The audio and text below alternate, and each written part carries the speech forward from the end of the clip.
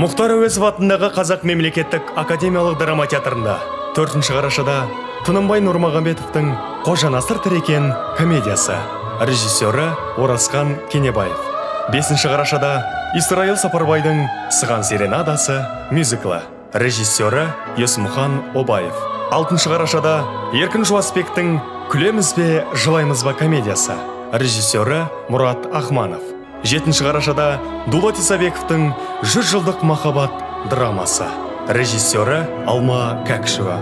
8 қарашада Әкім Таразидің «Ақын періште махаббат» символикалық драмасы, режиссері Әубәкір Рахимов.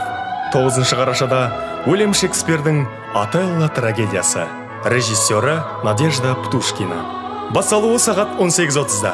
Келіңіздер, көріңіздер, театрда кездесейік.